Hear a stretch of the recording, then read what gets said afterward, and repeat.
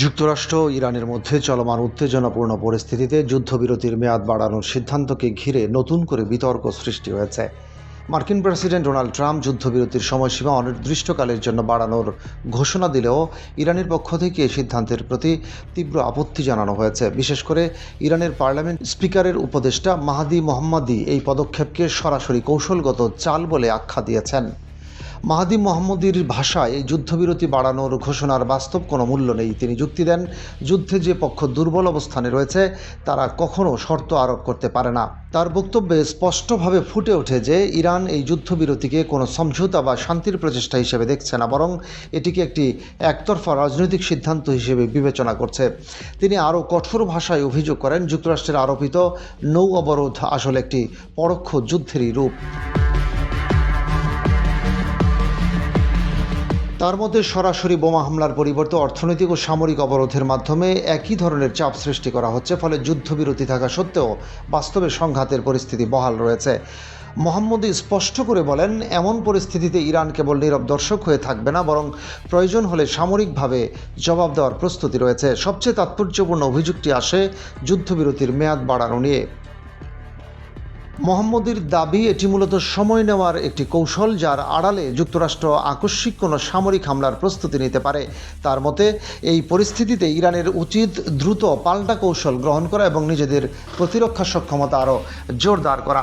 উল্লেখ্য, ইরান ও যুক্তরাষ্ট্রের মধ্যে ঘোষিত 2 সপ্তাহের যুদ্ধবিরতির মেয়াদ আজ বুধবার শেষ হওয়ার কথা ছিল। এই সময়সীমা শেষ হওয়ার আগেই সম্ভাব্য সমাধানের পথ খুঁজতে পাকিস্তানের মধ্যস্থতায় দ্বিতীয় দফার বৈঠকের উদ্যোগ নেওয়া হয়। পাকিস্তান এই আলোচনার আয়োজন সম্পন্ন করলেও শেষ পর্যন্ত ইরানের কোনো প্রতিনিধি দল না পাঠানোয় বৈঠকটি অনিশ্চয়তার মুখে পড়ে। অন্যদিকে হোয়াইট হাউস জানায়, ইরানের পক্ষ থেকে আনুষ্ঠানিক প্রস্তাব না আসা পর্যন্ত মার্কিন vice president JD Vance Pakistan সফরে যাবেন না। ফলে কূটনৈতিক পর্যায়ে যে অগ্রগতি প্রত্যাশা করা হচ্ছিল তা আপাতত স্থবির হয়ে আছে। এই প্রেক্ষাপটে মঙ্গলবার বিকেলে ট্রাম্প যুদ্ধবিরতির মেয়াদ অনির্দিষ্টকালের জন্য বাড়ানোর ঘোষণা দেন। ওয়াশিংটনের ভাষ্য অনুযায়ী সিদ্ধান্তের মূল উদ্দেশ্য হল ইরানকে আলোচনার জন্য আরও সময় দেওয়া এবং একটি সম্ভাব্য শান্তিপূর্ণ সমাধানের পথ তৈরি করা। ট্রাম্প দাবি করেন, পাকিস্তানের মধ্যস্থতাকারীদের অনুরোধেই এই পদক্ষেপ নেওয়া হয়েছে এবং এর মাধ্যমে ইরানের অভ্যন্তরীণ নেতৃত্বের বিভক্ত অবস্থান কাটিয়ে একটি ঐক্যবদ্ধ সিদ্ধান্তে পৌঁছানোর সুযোগ সৃষ্টি হবে। তবে যুদ্ধবিরতি বাড়ানো হলেও গুরুত্বপূর্ণ একটি দিক অপরিবর্তিত রয়েছে: হরমুজ প্রণালীতে যুক্তরাষ্ট্রের নৌ অবরোধ।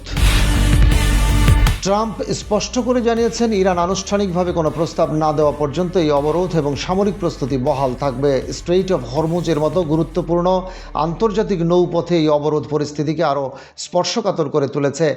এদিকে ট্রাম্প আরও দাবি করেছেন, ইরানের অর্থনীতি মারাত্মক চাপের মধ্যে রয়েছে। তার মতে, দেশটি প্রতিদিন বিপুল পরিমাণ আর্থিক ক্ষতির সম্মুখীন হচ্ছে এবং দ্রুত এই সংকট কাটিয়ে উঠতে চায়। তিনি ইঙ্গিত দেন, এই চাপই শেষ পর্যন্ত ইরানকে আলোচনার টেবিলে ফিরিয়ে আনতে পারে। সামগ্রিকভাবে পরিস্থিতি অত্যন্ত জটিল রূপ ধারণ করেছে। একদিকে কূটনৈতিক প্রচেষ্টা অব্যাহত থাকলেও অন্যদিকে অবিশ্বাস, সামরিক প্রস্তুতি এবং পারস্পরিক অভিযোগ পরিস্থিতিকে আরও অনিশ্চিত করে তুলছে। বিশ্লেষকদের মতে, এই যুদ্ধবিরতি আপাতত সংঘাতকে থামিয়ে রাখলেও এর ভেতরে লুকিয়ে রয়েছে বড় ধরনের উত্তেজনার সম্ভাবনা, যা যে কোনো সময় নতুন করে বিস্ফোরিত হতে পারে।